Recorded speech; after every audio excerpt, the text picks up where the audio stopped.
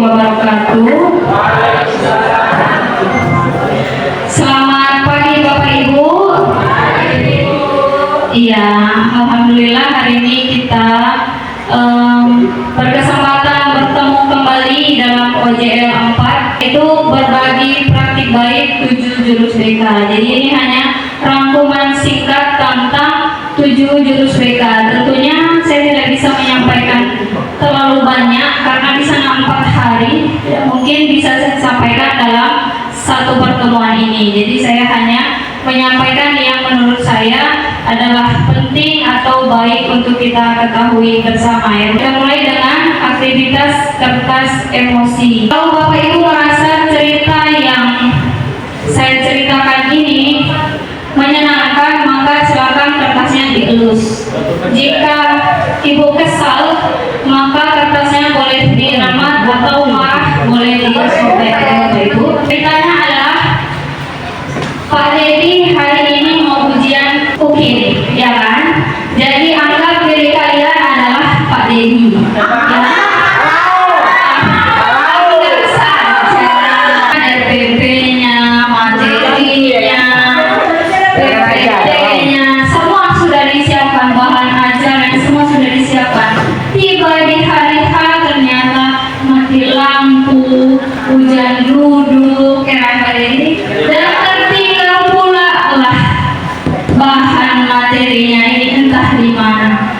Bingung Pak Dedi, cari ke sana, cari ke sini, ya kan? Ini kertas ini anggap perasaan Bapak sebagai Pak Dedi.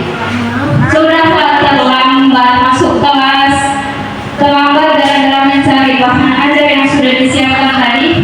Tiba-tiba masuklah Zulfirman dengan santai, ya kan?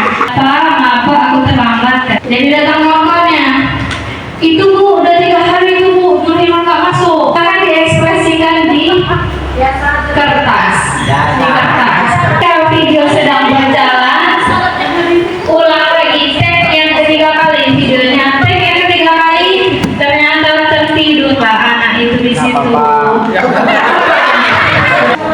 Tiba-tiba datang mamanya Zulfirman. Nah, sekarang lihat kertasnya. Ada yang sudah bulat. Nah, saya jujur. Ya, jujur. Seandainya kertas itu adalah anak kita, kira-kira bagaimana itu kira-kira? Kita sudah merobek-robeknya, meremet-remetnya. Ternyata anak itu ada hal baiknya juga ya. Apakah kita merasa bersalah? Ibu Kak Bale kan Ibu Kak Bale. dengan kaca yang mencantik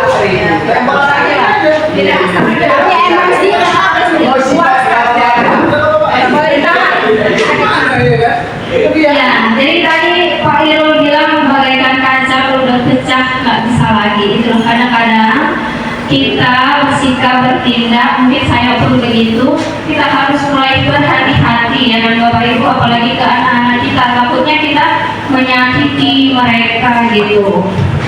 Oke, ini jurus yang pertama, kenali potensi. Kita sudah hafal ya Bapak Ibu? Sudah ya kan? Kita tidak boleh menjudge siswa, tapi sebaiknya kita kenali dulu supaya kita bisa berpikiran positif terhadapnya. Yang kedua, kelola emosi. Itulah cerita aktivitas kita tadi. Kalau bisa kita kelola emosi kita. Nah, ini ada video dari guru dan siswa yang sama-sama tidak bisa mengelola emosi. Kendalikan emosinya agar emosi itu bukan mengendalikan kita ya kan Bapak Ibu, untuk mengelola emosi di jurus kedua. Selanjutnya ini cara mengelola emosi. Jadi katanya kalau kita emosi Bapak Ibu, tangan itu kan ke depan ini jempolnya kan. Nah ini bagaikan dinosaurus. Jadi sebaiknya jempol itu disembunyikan. Jadi anak-anak TK di barat sana kalau emosi disuruh sembunyikan jempol, tutup. Sembunyikan jempol, tutup. Yang ketiga, tumbuhkan resiliensi. Jurus yang ketiga ini sudah kita pelajari minggu sebelumnya. Keempat, jaga konsistensi. Nah, silakan Bapak Ibu, ini kan sudah berpasangan. Yang sebelah kanan genggam tangannya, genggam tangan satu tangan di sebelah kanan.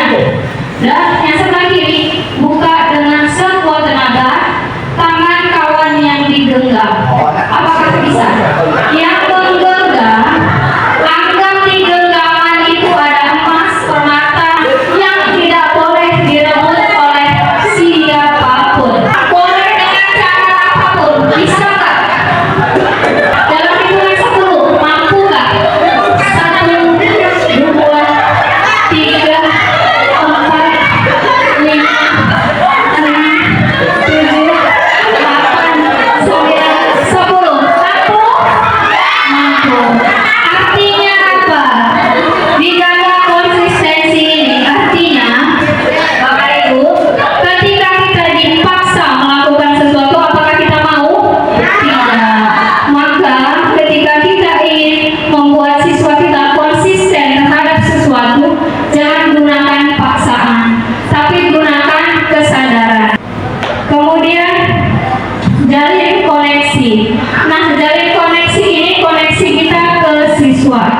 Cara menjalin koneksi kita ke siswa, terutama ketika kita berhubungan dengan siswa, adalah mendengar yang baik. Ketika kita menjadi pendengar yang baik, terutama jika ada masalah, maka itu akan menjalin koneksi yang baik pula ke siswa. Yang keenam, jurus yang keenam adalah bangun kolaborasi. Nah, ini kita semua sama, kita tahu siswa kita memiliki masalah, entah itu masalah keluarga. Kalau masalah itu ringan, kita berkolaborasi antara guru BK, guru wali kelas, guru BK, guru mapel, dan orang tua. Jika berat, kita adukan ke kepala sekolah. Ya kan, guru mapel juga guru agama. Oh ya, boleh, nanti direvisi ya sama BBDTK ya. Dan jika masalahnya sangat sulit lagi, itu kita bisa referral, entah itu ke psikolog ataupun yang berkepentingan. Misalnya anak ini udah sakit jiwa, nggak mungkin lagi kita tangani ya kan, bapak agama mampu kalau sakit jiwa. Yang didoakan dulu siapa lagi? Rupiah. Iya, benar ya. Dan jurus yang terakhir adalah menata situasi. Agar sekolah kita ini menjadi sekolah yang baik, ada unsur 5R yang harus diperbaiki. Ini sama-sama ya kan. Jadi resource yaitu sumber daya kita sendiri, kita harus rajin belajar. Kemudian role atau peran kita, maka kita laksanakan sesuai koridor kita sebagai guru. Kemudian relation atau hubungan sesama kita juga harus baik. Rules yaitu aturan-aturan yang ada di sini. Mungkin kita bisa buat tata tertib dan hasilnya nanti insya Allah akan